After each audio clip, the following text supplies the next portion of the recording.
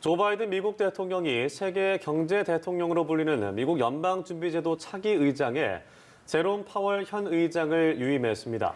네, 파월 의장을 유임한 건 경제 회복과 물가 안정을 우선적으로 판단했기 때문인 것으로 보입니다. 밤사이 들어온 글로벌 뉴스 김지수 기자와 함께 살펴보겠습니다. 안녕하세요. 안녕하세요. 네, 어서 오십시오.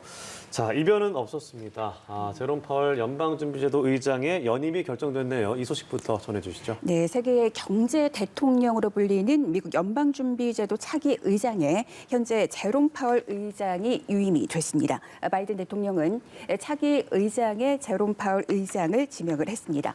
파월 의장은 상원 인준 청문회를 통과하면 내년 2월 두 번째 임기를 시작하게 됩니다. 바이든 대통령은 자신의 취임 후 지난 10개월간 미국 경제는 눈에 띄는 진전을 이뤘다며 파월 의장과 연준이 감염병 대유행의 충격을 완화하고 미국 경제를 재궤도에 올리기 위한 결단성 있는 조치의 결과였다고 말했습니다. 파월 의장은 2011년 오바마 전 대통령의 지명으로 연준 이사에 올랐고 트럼프 전 대통령의 지명을 받아 2018년 2월부터 연준 의장을 맡아왔습니다. 파월 의장은 재임 기간 자신을 지명한 트럼프 전 대통령이 연준의 금리 인하를 노골적으로 요구한 것 같은 강압적인 행태로 인해서 그와 종종 마찰을 빚기도 했습니다. 그러나 미국이 지난해 초 코로나19 대유행으로 경기 침체에 빠지자 기준 금리를 제로 수준으로 낮추는 등 과감한 통화 완화 정책으로 감염병 대유행 극복에 일조했다는 평가를 받았습니다. 민주당은 물론이며 공화당에서도 광범위한 지지를 받아서 일찌감치 차기 연준 의장 1순위 후보로 꼽혔습니다.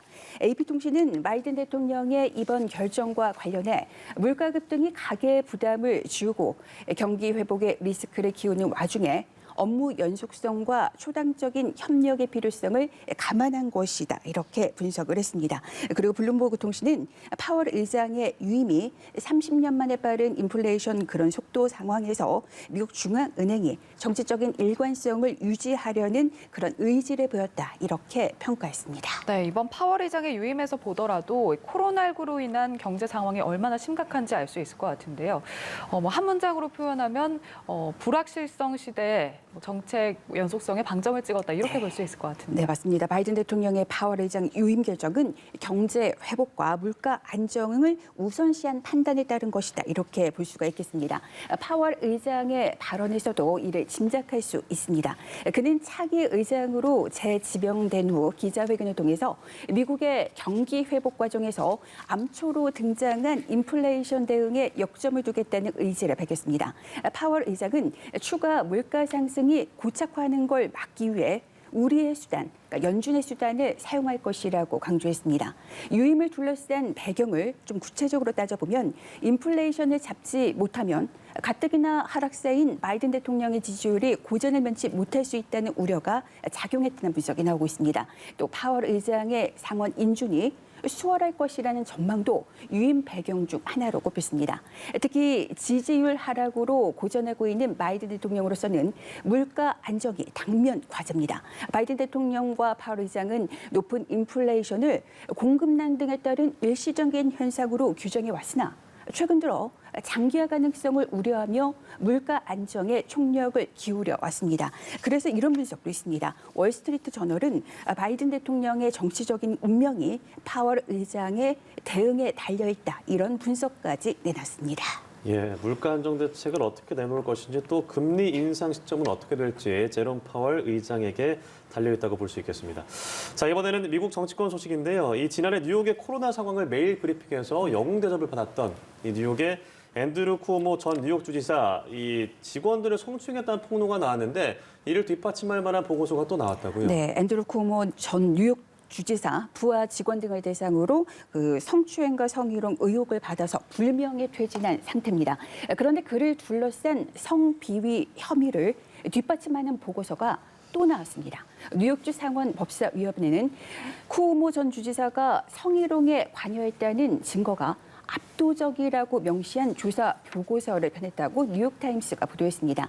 지난 3월 쿠오모 당시 주지사 탄핵 조사에 작수한 뉴욕주 상원 법사위가 한 법무법인의 의뢰에 작성한 이번 보고서는 앞서 레티샤 제임스 뉴욕주 검찰총장의 조사 보고서에 담긴 쿠오모 전 주지사의 각종 비행을 입증해 준다는 평가를 받고 있습니다. 이번 보고서는 이름이 공개되지 않은 주 경찰관과 브리트니 코미소라는 이름의 전직 비서에 대한 쿠오모 전 주지사의 성희롱 의혹을 집중적으로 다뤘습니다. 또 쿠오모 전 주지사가 코로나19 사태 초기에 요양원 사망자 수를 은폐하고 코로나19에 관한 개인 회고록을 발간하는 과정에서 주 정부의 인력과 재원을 이용했다는 사실도 포함했습니다. 쿠오모 전 주지사가 이미 물러났기 때문에 이번 보고서에 담긴 조사 결과가 탄핵으로 이어지진 않겠지만 조사 과정에서 수집된 증거를 관련 기관들이 공유할 예정이어서 그가 추가 기소에 또 넘어갈 수 있을지 이런 가능성도 제기되고 있습니다. 네, 한때는 차기 대선 주자로까지 거론됐던 인물인데 이렇게 성비위 의혹 증거들이 하나둘씩 나오고 있는 모습입니다. 이번에는 코로나19 소식 살펴볼 텐데요. 바이든 대통령이 지난 가을에 연방 공무원을 대상으로 백신 접종 의무화 조치를 단행했는데 그 결과들이 나오고 있다고요. 네, 지난 9월에 접종률이 오르지 않자 바이든 대통령은 연방 공무원과 또 연방 하청업체 직원을 대상으로 백신 접종을 의무화했습니다. 이 중 90% 이상이 최소 한 번 접종에 나선 것으로 나타났습니다. 접종 의무화를 이행하지 않은 공무원에게는 접종 여부를 결정할 수 있는 닷새간의 시간이 주어집니다. AP통신은 접종하지 않거나 접종 면제 사유로 인정받지 못하면 해고로 이어질 가능성도 있다고 전했습니다. 연방 공무원의 접종률은 미국 성인의 접종 완료율인 70%보다 높은 것이어서 백신 의무화가 어느 정도 효과를 거둔 것인가 이런 평가가 나오고 있기도 합니다. 바이든 대통령은 지난 4일에 100인 이상 민간 사업장은 물론이며 요양원과 병원 보건의료시설까지 내년 1월 4일까지 백신 접종 의무화 조치를 발표하기로 했습니다. 이와 별개로 미 국방부는 지난 1일에 현역 군인의 경우 97%가 최소 한 번 접종을 마쳤다고 밝힌 바 있습니다. 하지만 텍사스를 비롯한 일부 주정부와 기업들은 이 접종 의무화 명령의 효력을 무효화해달라 그런 가처분 신청을 냈고 1심에 이어 항소 법원도 이를 인용했습니다. 그러니까 바이든 대통령의 계획에 약간 차질이 빚어졌다 이렇게 볼 수 있겠습니다. 네, 그렇군요. 이번에는 유럽의 코로나 상황도 알아볼 텐데 독일에서는 제한 조치를 강화할 것이라는 목소리가 정치권에서 나오고 있네요. 자, 접종을 확대하는 것만으로는 감염 확산을 막을 수 없겠다라는 판단이 나온 것 같은데요. 네, 이번에도 메르켈 독일 총리가 이제 촉구를 했는데요. 하루 6만 명 이상의 신규 확진자가 나오는 독일의 상황과 관련해서 지금까지 경험했던 어떤 것보다도 나쁜 상황이라면서 제한 조치를 강화할 것을 촉구했습니다. 메르켈 총리는 4차 유행이 약화하지 않는 한 병원들은 곧 포화 상태가 될 것이라고 말했습니다. 또 더 많은 사람이 백신 접종을 해야 하지만 이것만으로는 충분하지 않다면서 16개 주의 제한 조치를 강화할 것을 요구했습니다. 연방정부와 16개 주정부는 백신 미접종자의 식당, 술집 같은 다중이용시설의 출입을 제한하는 계획에 합의를 했고 일부 주에서는 부분 봉쇄를 도입하기로 하는 등 각종 제한 조치를 다시 적용하고 있습니다.